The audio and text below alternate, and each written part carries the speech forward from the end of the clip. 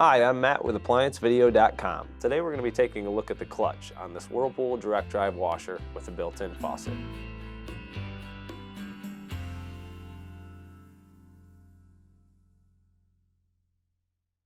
Stop.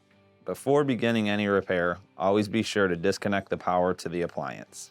It is also recommended to test the outlet for proper voltage. Remember to also turn off the water.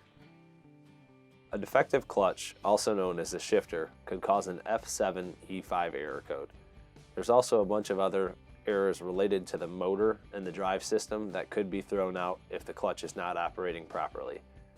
Basically, the clutch shifts the unit from agitation to spin, so if you're not able to get the unit to do one or the other, click on the link below to view this repair video.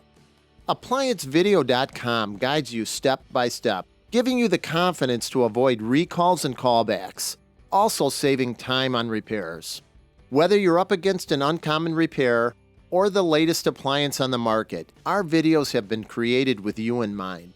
Our growing library of videos have been produced using our factory-certified technicians who have extensive infield experience over the past 30 years.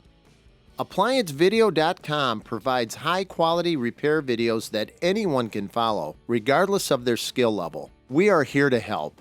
Click on the link below to view this repair video and let us help you do it right the first time.